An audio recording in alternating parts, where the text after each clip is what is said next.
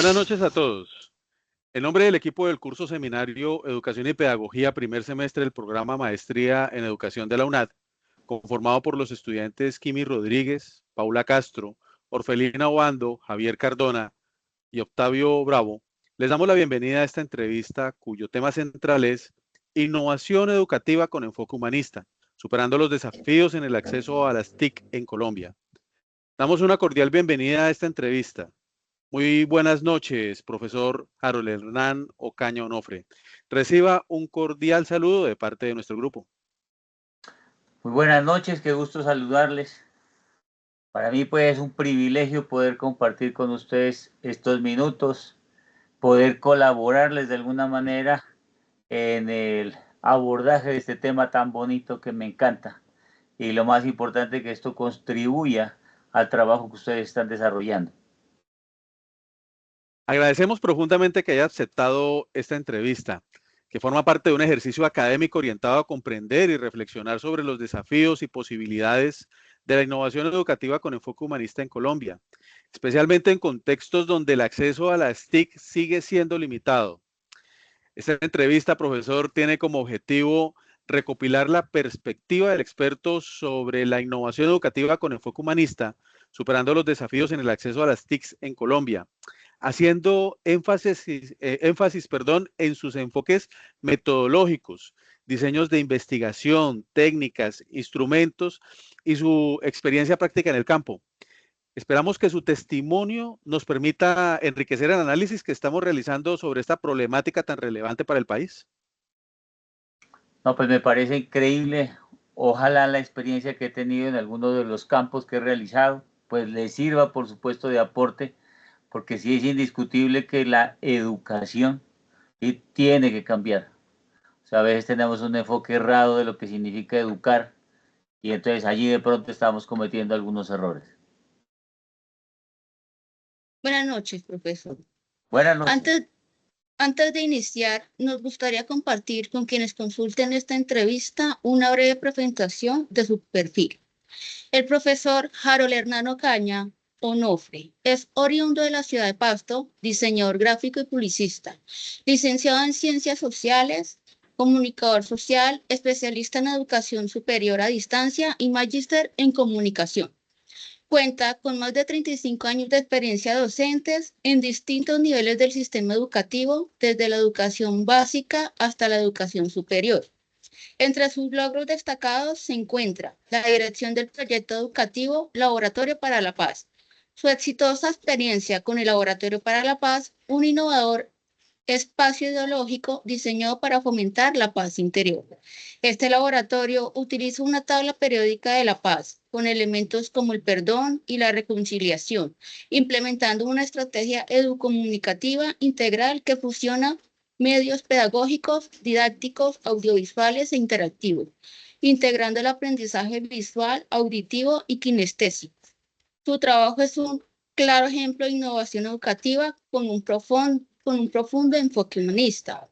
Desarrolló también la iniciativa conocida como el Rincón Unadito, un lugar pensado para la lúdica y la diversión que promueve el acercamiento de los hijos de los funcionarios y estudiantes de la UNAD hacia el desarrollo de actividades didácticas de aprendizaje por medio de la práctica de talleres en diferentes campos, cuyo propósito es propiciar acercamientos al conocimiento desde diversas orillas.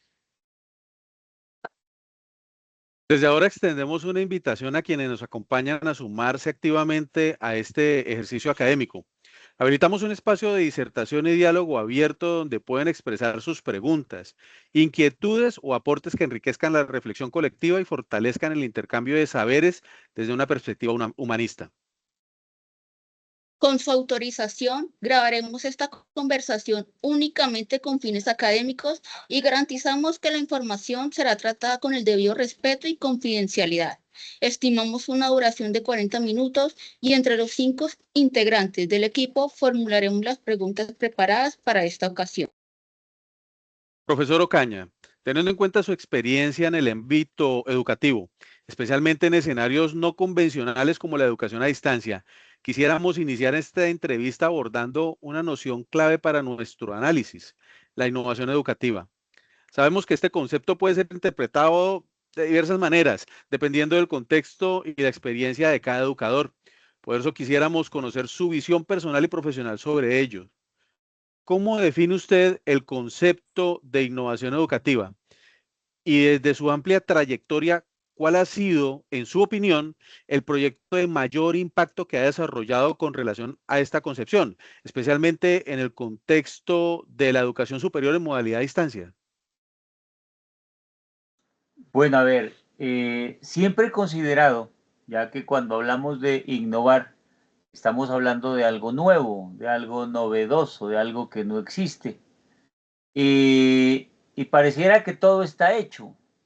Y en realidad lo único que nos limitamos como que es a copiar. Cuando hablaba ahorita hace un segundo, quería retomar un término muy interesante y es precisamente hablar acerca de educar, ¿cierto? Y entonces pareciera que nosotros nos dedicamos es dentro de la educación a enseñar. Yo soy partícipe de un concepto más interesante y me parece más importante el aprender que el enseñar. ¿En qué sentido? En que si usted enseña mal, pues el aprendizaje que se va a obtener es malo. En cambio, si usted le enseña a la gente a aprender, será el cerebro individual el que se encargue precisamente de adquirir ese conocimiento. Entonces, siempre he considerado dentro de la trayectoria que he tenido que uno lo que debe de apuntar es a que el estudiante, sea cual sea pequeño, sea adulto, sea lo que sea, se encargue de aprender lo que necesita. Porque a veces estamos de pronto dando una información que no es necesaria y a la gente no le interesa. Dentro del trabajo que hemos nosotros realizado, siempre tuvimos en cuenta algo fundamental y tiene que ver con los estilos de aprendizaje. O sea, todos nosotros no somos iguales. Todos nosotros tenemos unas orientaciones diferentes. A nosotros nos mueve unas realidades distintas, nuestros entornos son totalmente diferentes, nuestra cultura apunta hacia otras cosas. Entonces, sería absurdo llegar yo a concluir que un tema le va a gustar a 100 personas de la misma manera. O sea, es imposible. O sea, si todos somos diferentes, precisamente lo que tendríamos que hablar es de un aprendizaje netamente diferente. Entonces, siempre se trabajó bajo ese criterio, ¿sí? Estilo de aprendizaje. Y los estilos de aprendizaje son diversos, aunque obviamente se definen cuatro que son casi que los más claves, ¿no? Que son el visual, el auditivo, el kinestésico y el escritural. Casi todo apunta hacia la parte escritural. Discutiblemente, en los colegios, en las universidades, casi todo es textual y todo lo manda como texto y entonces siempre se hablaba de, bueno, ¿y al que no le gusta leer qué? Y entonces a uno le entregan, por decir algo, en el caso de la UNAD, a usted le entregan una guía de 8 o 10 hojas y si usted no puede leer, pues definitivamente no va a entender de qué se trata.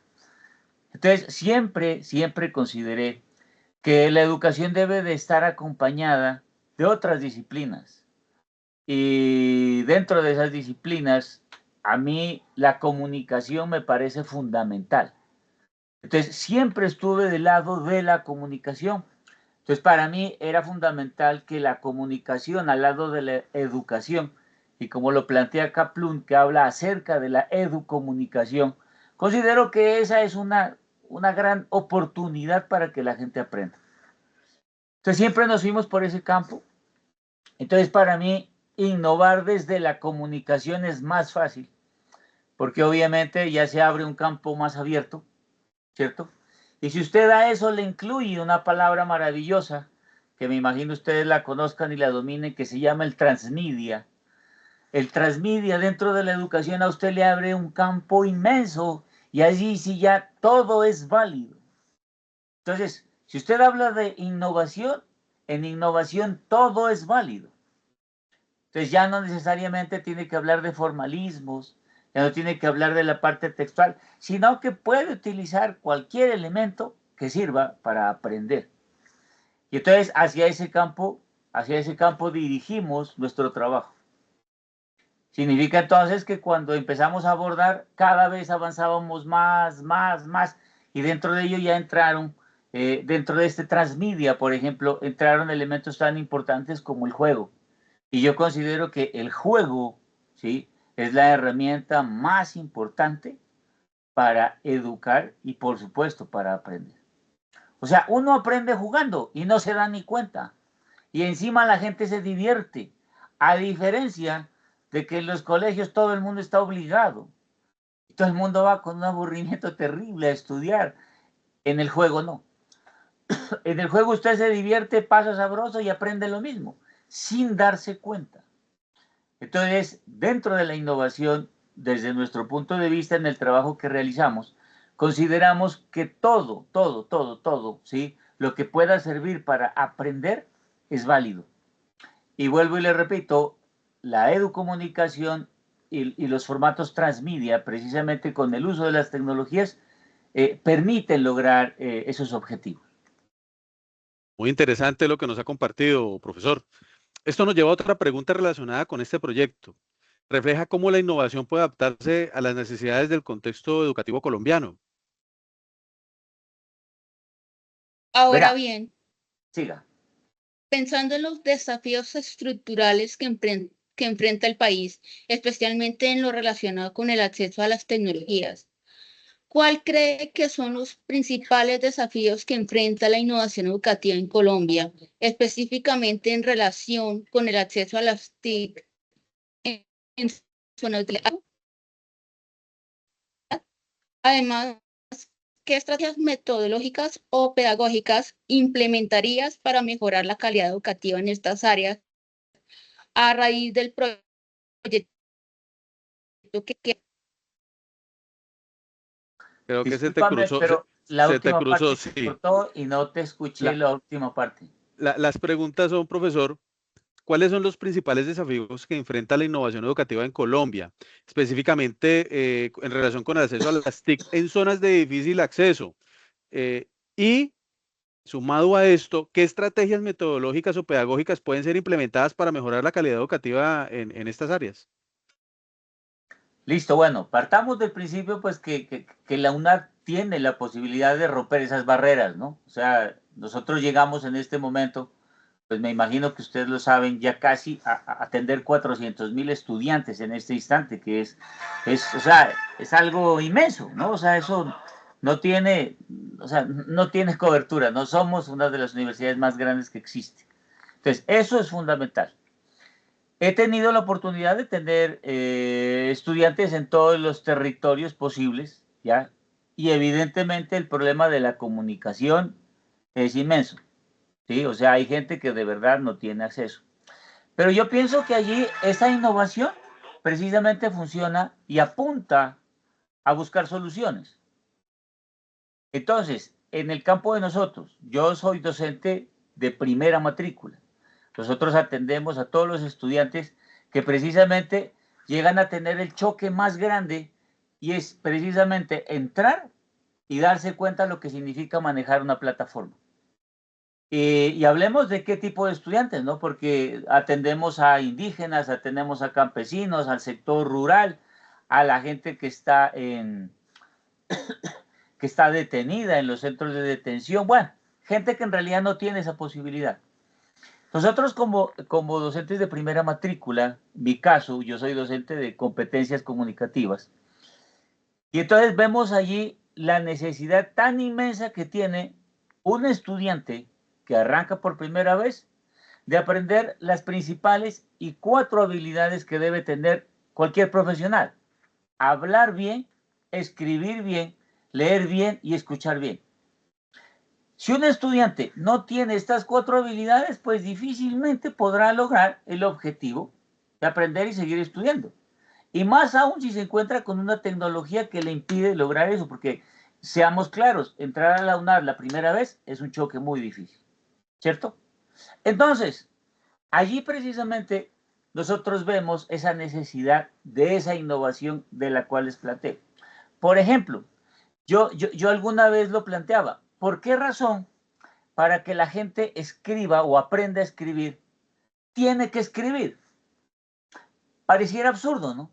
O sea, solo se puede aprender a escribir escribiendo. Entonces usted llega a darse cuenta que no es así. Hay otras metodologías, hay otras maneras, y si uno cambia ese chip de la gente, ¿sí? Lo puede lograr. Les pongo un ejemplo. Yo tengo estudiantes que lo primero que dicen, mire, yo no escribo porque yo no puedo. Y a mí me da pánico escribir y no lo haré. Pero si usted le dice, bueno, entonces hagamos una cosa, venga, cuénteme usted dónde vive. Cuénteme cómo es su territorio, descríbame su casa, usted a qué se dedica. Y la gente sin ningún inconveniente habla. Y habla y le cuenta un poco de cosas y hace un pocotón de cosas, las describe. Y si usted luego le hace entender que eso que está diciendo o eso que está hablando, simplemente lo que hay que hacer es registrarlo para que se vuelva escritura, él llegará a entender qué significa. Que leer, escribir o hablar es lo mismo, pero él es el que lo tiene que entender. Entonces, miren, nosotros logramos con nuestra innovación eso. Entonces, pasamos de la escritura más bien a que ellos narren sus historias. Y luego esas historias las estamos convirtiendo en este momento en video podcast. Ellos están haciendo las veces de narradores de sus propias historias sin darse cuenta que las están escribiendo. Luego se hace el proceso a la inversa. Se coge ese texto, se lo mete por audio y sale escrito y queda el escrito hecho. Entonces, ¿qué se ha logrado? Se ha logrado de pronto cambiar esas ideas que nosotros tenemos. A veces yo pienso que son unos estereotipos que a uno le impiden, ¿sí?, avanzar. Y entonces se ha logrado que el estudiante, de alguna manera, de la UNAD sobre todo, rompa esas barreras que le impiden hacer cosas. Al campesino le da miedo, al señor rural le da miedo, no lo quiere hacer. Mas, sin embargo, si dentro de las metodologías se dan nuevas posibilidades, nuevas oportunidades, pues las cosas cambian.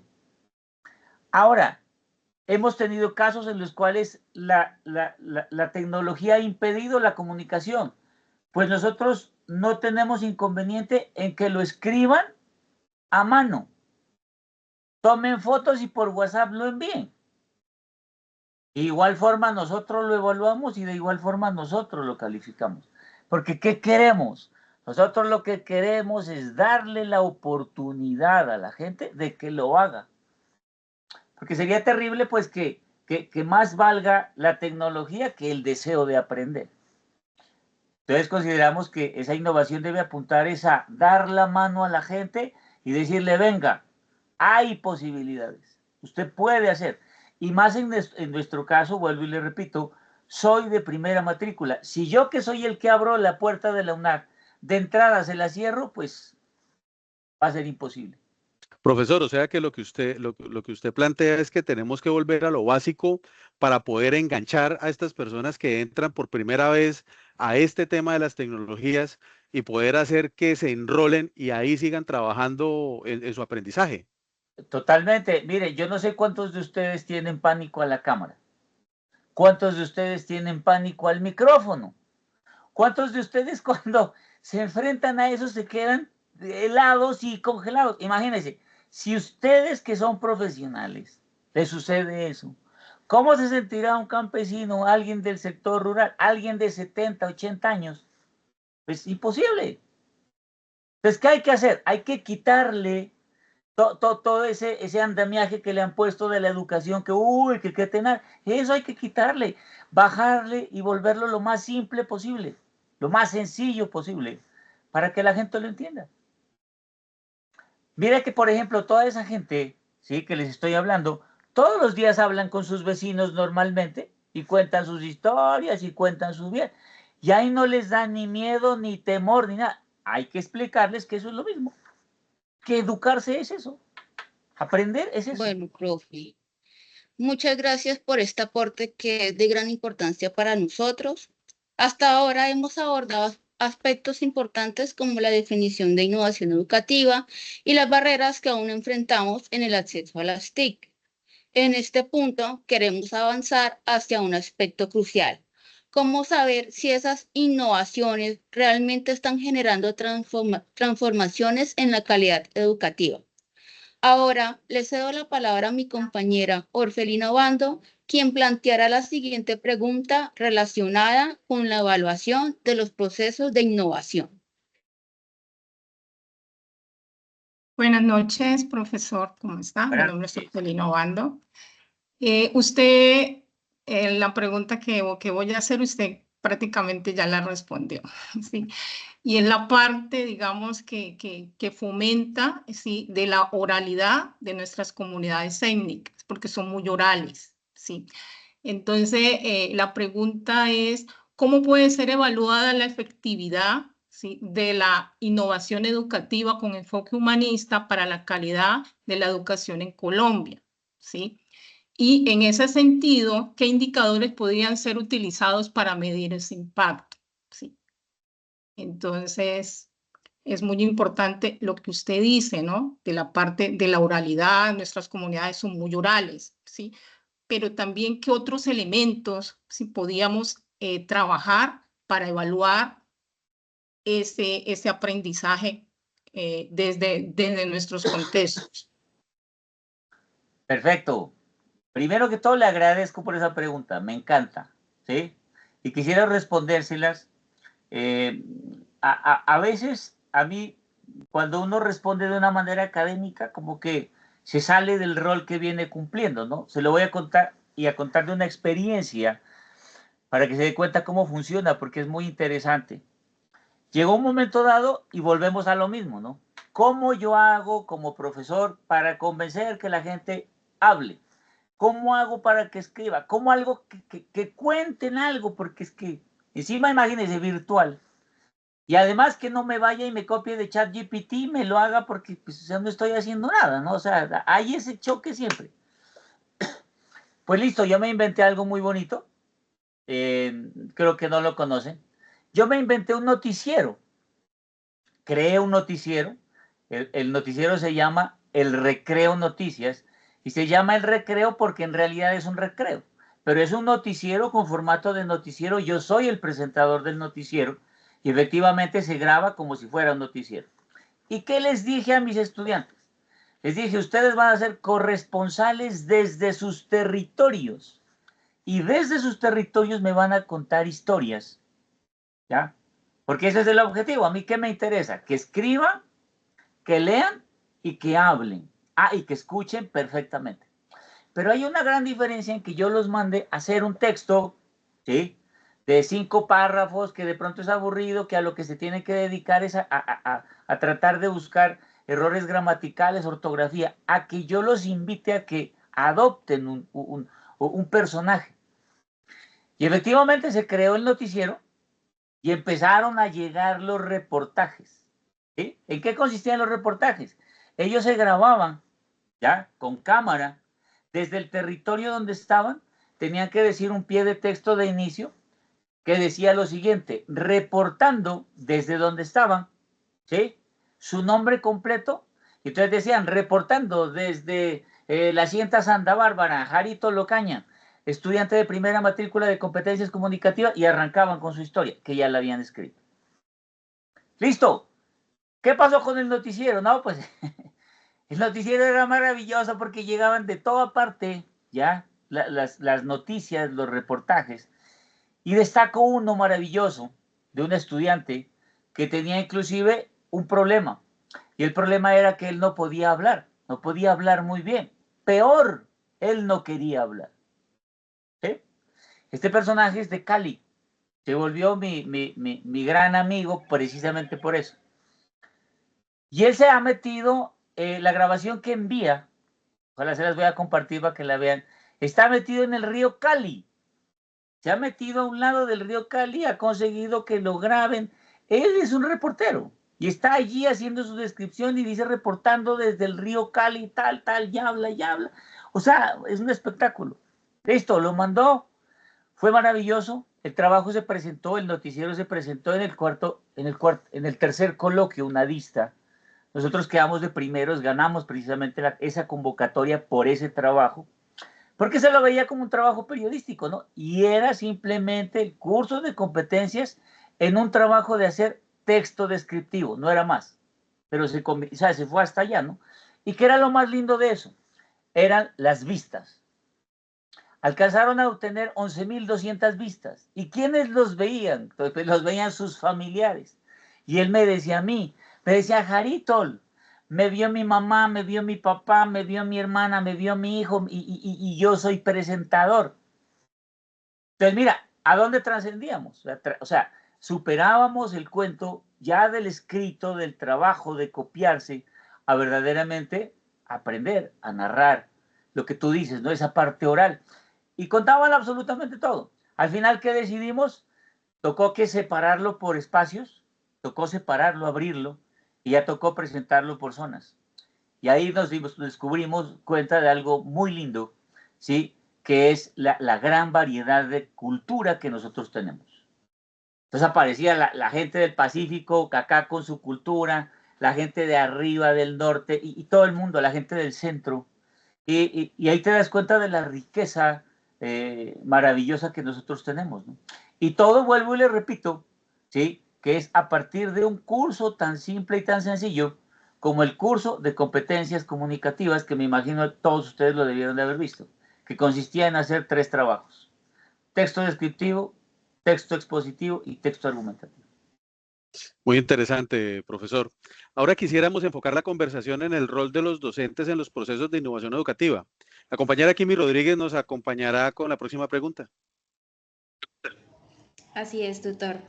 Desde su experiencia, sabemos que la formación continua es clave para implementar esas prácticas transformadoras, como usted lo menciona. ¿Cuáles son esas 3 áreas prioritarias de formación en la educación superior y los tipos de acompañamiento más efectivos para los docentes que buscamos innovar en educación? Bueno, a ver, valioso tener en cuenta que la UNAD, sí, y eso sí se lo aplaudo a la UNAD. Cuando usted llega a ser docente de la UNAD indiscutiblemente lo que busca, ¿sí?, es esa mejora continua. Usted termina de estudiar y inmediatamente ya lo están capacitando para el nuevo rol, para la nueva experiencia, y cada vez vamos avanzando, ¿no? En este momento ya vamos para 5.0, o sea que cada vez la tecnología va avanzando. A nivel personal, indiscutible, también tienes que ir mejorando cada vez tu espacio. Si entras como profesional, la exigencia es ser especialista. Si sos especialista, tienes que ir para magíster, y si vas de magíster, vamos para el doctorado. Seas del curso que seas, ¿sí? Entonces, ¿qué implica eso? Un compromiso inmenso, ¿ya?, de parte del docente respecto del trabajo que vamos a tener. Respecto de las áreas, ¿sí? Exigencia también, fundamental. El tema de nosotros, el de la comunicación, fundamental. Y si tú ubicas las competencias comunicativas, que son las que manejan, vuelvo y repito, las 4 habilidades, son primordiales. O sea, tienen que estar marcadas en todos los ámbitos. Competencias comunicativas se reparte hacia todos los espacios. No solo es un curso, sino que tenemos 7 cursos a lo largo, ¿sí?, del espacio. Y se la maneja de acuerdo al campo. Por ejemplo, hay competencias en administración, hay competencias en sociohumanística, y así de acuerdo a la necesidad. ¿Por qué las competencias? Porque es necesario, vuelvo y repito, aprender a leer, hablar, escribir y escuchar. Esa es una necesidad fundamental. La segunda, el manejo de las tecnologías. O sea, es indiscutible que el manejo de las tecnologías sea necesario. O sea, se tiene que volver algo fundamental. Para el caso de nosotros, ¿sí?, yo ya soy una persona mayorcita, ya tengo 58 años, y yo pues conocí las tecnologías cuando recién iniciaban. Entonces hay una gran diferencia de aprender a mí desde cuando empezó a la juventud de hoy en día, que ellos nacieron en las tecnologías, ¿no? O sea, nosotros sí tenemos un choque totalmente diferente. Pero en este momento, la necesidad del aprendizaje de las tecnologías, pues, es totalmente fundamental. Y la universidad, y de igual forma, la exigencia, ¿ya?, da para que tú manejes y domines las tecnologías dentro de la aplicación de tu trabajo, como de igual forma la necesidad de adoptarla en el diseño de cursos. Entonces nosotros tenemos, por ejemplo, que aprender el manejo de la realización de simuladores, de igual forma el diseño de OBIs, el diseño de OVAs. En el caso mío, por ejemplo, para mí ha sido de alguna manera fácil porque yo soy diseñador gráfico, entonces a mí se me facilita muchísimo hacer muchísimo material audiovisual y obviamente manejo muchísimo lo de la tecnología por mi carrera. Pero en el caso de otros docentes no, pero la universidad a ti te lo exige y hay una necesidad de que se apunte a eso. Y de igual forma, pues también fundamental, por ejemplo, el manejo en este momento del bilingüismo. Es necesaria ya la exigencia. Se sabe que para el 25 hay una exigencia de que la gran mayoría de docentes estén aplicando al nivel B2, porque es necesario ya ese manejo de la doble lengua, ¿sí? Y de igual forma también un acercamiento hacia la parte humana, porque si bien es cierto, pues las tecnologías en este momento pues lo están haciendo todo, pues no podemos olvidar de que en realidad estamos trabajando con seres humanos. Y la conciencia de entender la realidad del estudiante, pues es importante, ¿no? Yo fui estudiante de la UNAD. Yo en la UNAD estudié comunicación social. Y cuando fui estudiante me di cuenta de una gran cantidad de falencias, ¿no? Y me daba cuenta de la necesidad del acompañamiento que debe tener. Cuando llegué a ser docente, dije, no, yo no puedo jugar a lo mismo. Yo tengo que entender la necesidad del estudiante y tengo que estar del lado de él. Por eso, por ejemplo, nosotros como docentes de primera matrícula, estamos haciendo un seguimiento ahí, dele, a pesar de que en este momento somos curso autodirigido. Y en el curso de autodirigido, pues manejamos una población inmensa.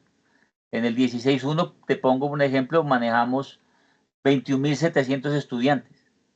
Y pues trabajar con 21.000 es inmenso. Yo a mi cargo tenía 1.800. Entonces la necesidad de tener un seguimiento ahí y estar hablando con el estudiante y diciéndole, vea, por favor, póngase las pilas, es una necesidad casi que humana de decir, bueno, aquí estoy yo, no está solo, vamos juntos, de la mano. Muchas gracias, profe, por el aporte. Compañera, gracias, ya que la pregunta es contextualizada a nuestra investigación. Profesor Ocaña, ahora queremos plantearle una situación muy concreta que ocurre con frecuencia en los contextos rurales o con infraestructura ilimitada. Le cedo la palabra a mi compañero Octavio Bravo, quien formulará la siguiente pregunta. Buenas noches, maestro, ¿cómo le va? Buenas noches, mi niño. Tal vez esta pregunta ya en su disertación probablemente la resolvió un poco, pero nos va a permitir profundizar con respecto a la realidad de nuestro país, ¿no? Que a veces es como tan compleja.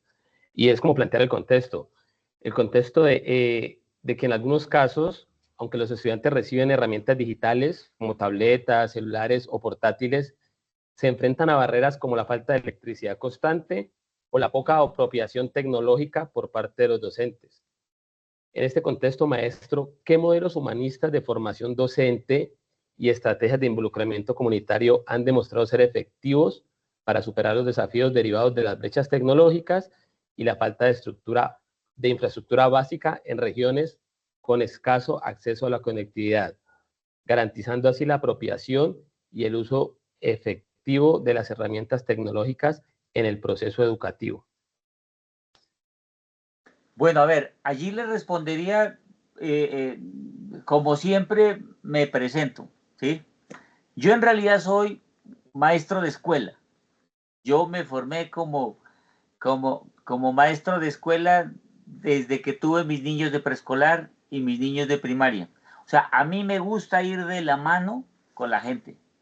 Cuando yo llegué a la UNAD y me di cuenta precisamente de lo que usted plantea, de que de pronto hay personas que se pierden y usted no sabe nada y han pasado 2 meses y le dicen a usted, es que yo no he podido ingresar.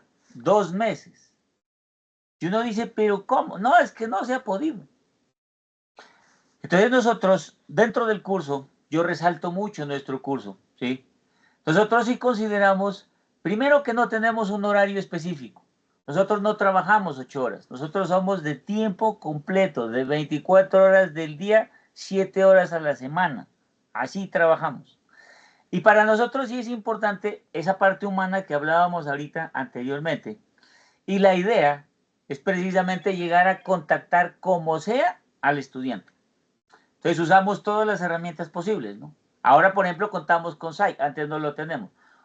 SAI, fundamental, teléfono para localizarlos, correos electrónicos y si no, la consejería. El objetivo es tratar de localizarlo. Después de eso, hacemos estos encuentros que tal cual los estoy teniendo con usted, con nuestros estudiantes. Lo más importante es que esos encuentros se tienen que hacer a unas horas, por supuesto, que ellos las tengan disponibles. Después de las 8, después de las 9, porque por lo general la gente llega muy tarde a sus casas. Y nos hemos dedicado precisamente a hacer un seguimiento y a explicarle tal cual, paso por paso, cómo se debe ingresar al campus, cómo se debe hacer el acompañamiento, qué debe de ir ahí. Y también algo fundamental en mi caso, ¿no? Porque yo sí lo hago, ¿sí? Yo no tengo inconveniente en dar mi teléfono, en dar mi WhatsApp, en de decirle, vea, llámeme a la hora que sea, veámonos, encontrémonos. Esto ha permitido, por ejemplo, que yo establezca amistades muy, muy increíbles y que inclusive nos volvamos a ver, me vengan a visitar, nos lleguemos a conocer. Porque yo pienso que esto de la educación virtual no solamente es de atención, ¿no? Nos vimos aquí y hasta luego. No. Yo considero que esta herramienta permite lograr muchísimas cosas. Entonces, para nosotros el teléfono es fundamental. Es una herramienta ahí. Y, por supuesto, la utilización de todos los canales que la UNAD tiene, ¿sí? Por ejemplo, ahorita el SAI es fundamental. Y la consejería siempre está trabajando específicamente con los docentes y las comunicaciones con las zonas para tratar de ayudar. Yo no sé si esto se aplica, y soy honesto, a todos los cursos. No sé si funciona. Pero sí tengo claridad de que en primera matrícula, una de las exigencias que nosotros tenemos es la atención a todos los estudiantes para que ellos no tengan ese inconveniente, no tengan esa duda, no tengan ese temor y verdaderamente puedan ser atendidos por nosotros, ¿sí? Porque ese es nuestro compromiso. Típico maestro de escuela que enseña ahí, ahí, ahí, para que verdaderamente se aprenda.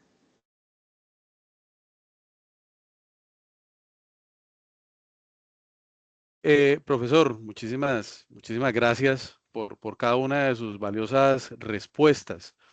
Para finalizar esta entrevista, queremos cerrar con una reflexión de carácter prospectivo, mirando hacia los retos y posibilidades que se proyectan en el sistema educativo colombiano.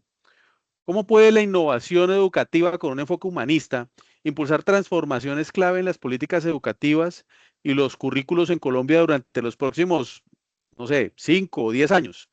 Y especialmente, ¿cómo podrían estas transformaciones ayudar a la brecha digital y construir un sistema educativo más equitativo, accesible y conectado con las necesidades reales de los estudiantes y los docentes de este país? Bueno, yo primero que lo primero que se debería de hacer es dejar de ver al estudiante como número, dejar de ver al estudiante como dinero, porque en realidad ellos lo que son es cifras que se tienen que cumplir, ¿no? Porque en realidad así funciona la educación, ¿no? Llegamos a tantas cifras, tanto promedio, eso pienso que sería lo primero que se debería de hacer. Segundo, me parece que la educación debería de ser real, ¿ya? A veces se enseñan tantas cosas que en realidad no sirven, no funcionan, que lo único que son es rellenos, ¿sí? Hay cosas que son más importantes en ese sentido, ¿sí? Tercero, que la gente, ¿sí? Que las personas que vayan precisamente a encargarse de esa docencia, lo hagan verdaderamente como docentes. La docencia, ¿sí? Se dice que la docencia no es una simple profesión, es una simple profesión de pararme allá al frente y hablar, porque yo me pregunto, ¿de qué sirve que yo me pare al frente si nadie me entiende? ¿Sí? Yo no sé si ustedes sabían que casi el 45% de los estudiantes de educación privada, perdón, pública, que asisten a los colegios o a las escuelas, o inclusive a los preescolares, lo hacen es porque tienen hambre y porque allá les dan es comida. Y entonces como les dan el desayuno y el almuerzo, por eso es que van. Entonces, pues hay que hablar de esas realidades, ¿no? O sea, se deberían de solucionar otro tipo de inconvenientes antes, ¿sí?, que llenar esas estadísticas de decir, estamos atendiendo tantas cosas, ¿sí? Valioso, por ejemplo, que los docentes de las regiones sean de las mismas regiones, que se conecten, ¿sí?, que vivan sus realidades, que hablen de sus realidades para que no les quiten las culturas y les metan cosas que no son. O sea, hay tantas cosas que considero se deberían de tener en cuenta, ¿ya? Por ejemplo, miren, hoy en día, con el cuento de la tecnología que nos está invadiendo, pues pareciera que estamos en una doble decisión, ¿no? La tecnología está avanzando, pero ¿qué está sucediendo? Pues ya la gente no quiere estudiar porque el facilismo entrega todo, ¿sí? Hoy nadie estudia porque está ChatGPT y ChatGPT hace todo, entonces yo entrego y no aprendo nada. Pero ¿por qué no más bien enseñarle a la gente a manejar ChatGPT? Y utilizarlo en su beneficio, ¿sí? En su beneficio, no en su perjuicio, para que de verdad nosotros obtengamos más bien cosas positivas, ¿ya?, para aprender. Yo creo que el cuento de la educación se lo debería de transformar. Y vuelvo y le repito, soy más amigo del aprendizaje que de la enseñanza, porque a veces si enseñamos mal, estaremos más bien como perdiendo el tiempo. Y darle la oportunidad a la gente de que se exprese, de que hable, de que cuente, de que hable de su entorno, de que nos muestre sus vidas, pienso que es fundamental. Y hacia allá debería de apuntar la educación, ¿no? A veces como que no tenemos ni idea qué es lo que está pasando en otros territorios, ¿sí? Y nosotros creemos que lo conocemos todo. Y es un error garrafal, me parece.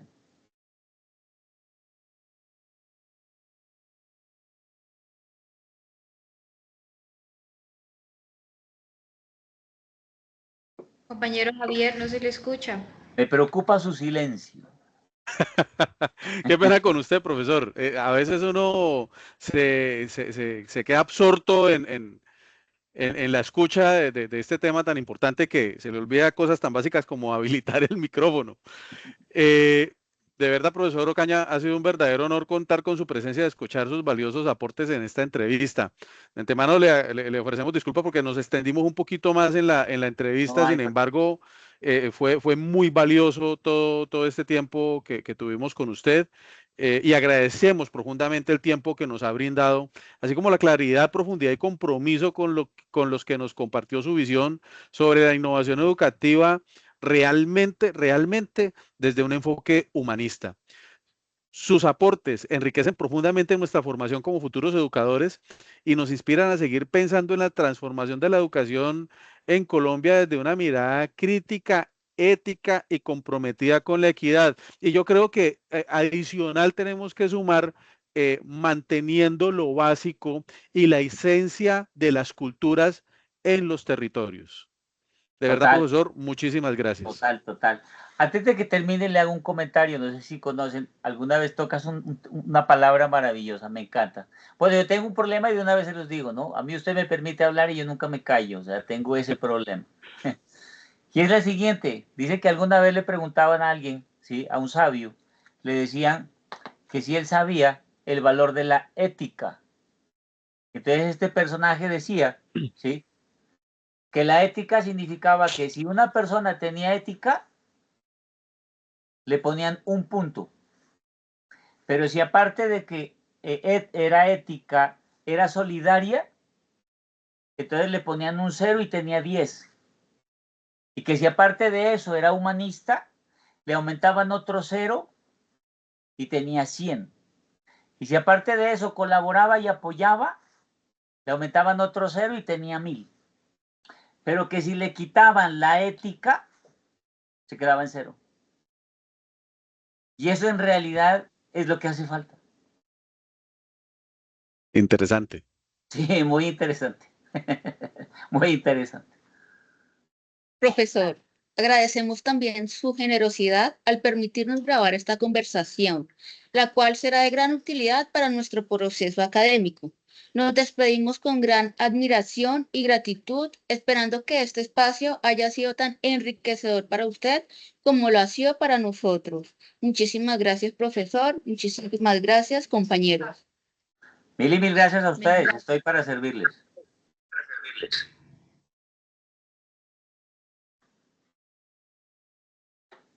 Muchas gracias. Muchísimas gracias. Muchas gracias por la ilustración.